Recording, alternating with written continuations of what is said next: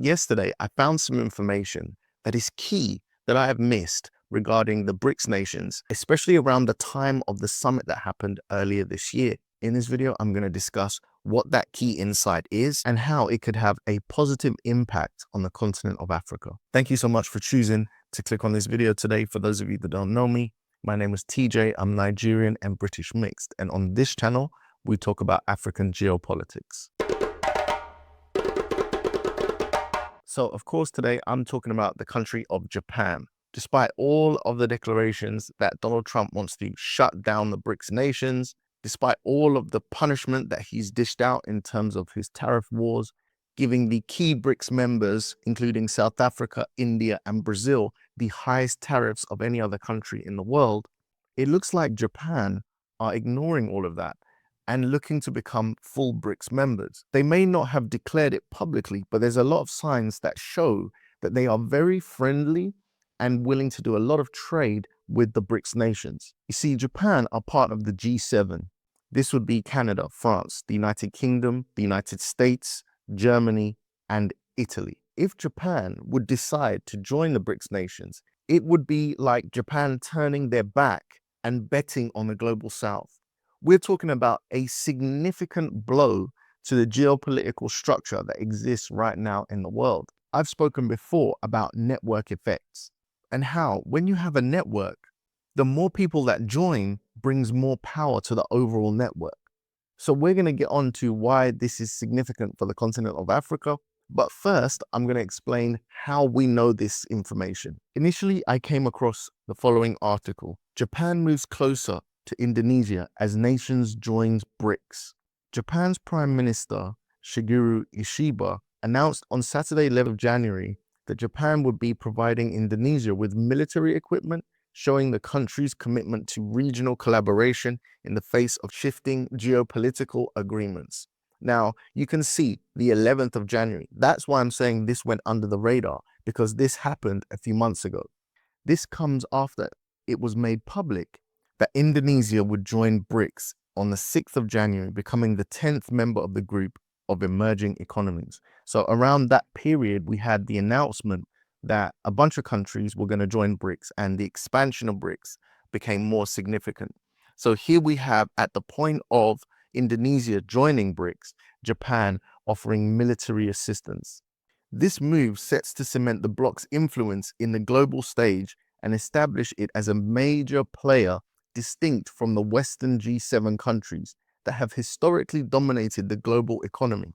Japan's promise to provide high-speed patrol boats to support Indonesia's maritime security, announced after a meeting between the country's representative prime ministers in Jakarta last week, could be an effort to re-establish its own influence in the region and show the West's continuing commitment to Indonesia's development. Here's where my opinion differs from the article. I think it shows the rising Eastern influence as the West declines. So after I read this information, I went over to Perplexity, the AI platform, and I asked, what's the likelihood of Japan joining BRICS? And the answer was this. The likelihood of Japan joining BRICS seems to be increasing based on recent developments and discussions. There are credible reports of major publications and diplomatic sources indicating that Japan is seriously considering joining BRICS, moving from initial observer status talks towards the possibility of full membership. This is viewed as a significant geopolitical shift, since Japan has been a long, close ally of the United States, whereas BRICS is often characterized as a bloc countering Western-dominated global order. Now, remember, the United States considered BRICS as actively trying to dismantle the United States dollar.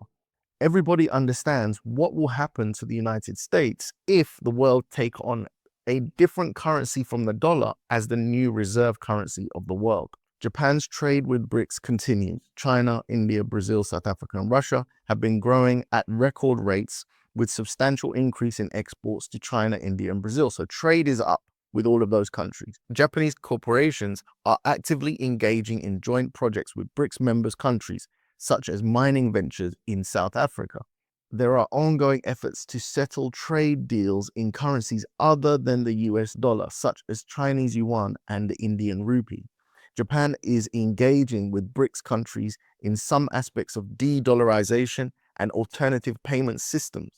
These economic ties, combined with geopolitical dynamics like backlash against US tariff policies, are driving Japan's diplomatic rethink. It was only 2 weeks ago that Donald Trump kind of arrogantly dealt with Japan in terms of their trade tariff agreement. There was a lot of bravado and talk about how Japan have got no option but to pay this huge tariff fee. And I saw one or two people online talking about how Japan felt that there was quite a lot of disrespect coming from Donald Trump and his negotiating tactics when it came to dealing with Japan. I've heard it said that when you play a game, the goal of the game is not just to win the game, but the goal of the game is to win the game in a manner by which the opponent will want to play you again in the future. Basically, if you are rude, underhanded, cheat, mock your opponent, the chances are that they won't want to play with you again, and they will look for ways to avoid participating in the future. When it comes to playing games, this is a true loss because it robs you of the joy of the interaction, the social moment. But in this analogy, in regards to the United States, it means that Japan may very well look to play a different game, i.e. a BRICS game. We will factor that the United States is a big market, but we'll look for other markets. And if that ever happens, make no mistake, it will be a blow to the United States. A move like this will then embolden other countries to do the same. And what you have is a domino effect of people essentially turning their back on the United States economy. This is why it's so important to play the game, not only to win, but so that your opponent will play again. So what are the benefits of this for the continent of Africa? Well, right now, Africa is aligning itself more with BRICS than it is with the United States and the West. The obvious reasons for this are historical predatory actions, continuing neo-colonial practices, and the fact that the rest of the global South feels the same way as Japan does about the United States. Whilst the United States is increasing tariff against all the different African countries, China and the BRICS nations are removing tariffs to try and promote trade and incentivize the de-dollarization of the globe. All of which I actually think is a positive thing for the continent of Africa. So with Japan aligning itself with BRICS, possibly joining BRICS, this gives Africa a potential greater relationship via the BRICS mechanism to have trade and investment with Japan and from Japan. Japan also has a mature banking sector, and this may be an opportunity for foreign investment from Japan to enter Africa. There is a lot of opportunity here in Africa, but someone and something has to pay for these opportunities to be developed. So this is where banking partners can come in. And if Japan can offer access to its mature banking structure, then I also see this as a positive benefit on the horizon for Africa. Japan is already beginning to trade outside of the dollar, which means that Africa will have an opportunity to have a trading partner that is outside of the dollar. So again, this also increases the chance of de-dollarization. Of course, it opens the opportunity for both Japan and Africa to expand its markets. For example, a lot of people aspire to own a Toyota in Africa. It is a car brand that is so well respected for its hardiness and its ability to deal with sometimes difficult African terrain. Japan also provides a significant amount of technology. So as the United States are putting all of these tariffs, Japan may look to expand its opportunities to trade and sell products into the continent of Africa. And this will be a great thing to have high quality products in the continent of Africa. Japan is also a significant player on the technology front. Who knows what sort of technology transfer and understanding we could get from Japan. They are excellent in robotics, and these are the kinds of things that can be applied to agriculture, mining, and all sorts of sectors across the continent. With all of these imports, we could see a decrease in the price of stuff. You know, when you open up a market, there is more traders. It drives the price of things down. Simultaneously, it usually drives the quality of things up. I think for many people around the world, they may not realize that the demand for high quality is beginning to really build amongst the people of the continent of Africa. High-end and more luxury markets are opening and expanding, not only with the development of the continent, but with the booming population. More people means a larger percentage of people that can actually afford high quality things. All of this means greater geopolitical leverage. When Europe, when America and other places want to come and trade in the continent of Africa, having that additional country of significance, a G7 country no less, to trade with, means that there is more leverage when they're trading with everybody else. Now, to round this off, I have a highly speculative take. Japan has a significant issue, which is that Japan's population is in massive decline. Now, I know there could be issues in terms of racial mixing, but a potential solution that Japan may have is to import people to their country, to invite people to come to their country in order to start increasing their population. Now, one thing about Africa is that it has no population growth issues right now. Some even argue that there is an overpopulation issue.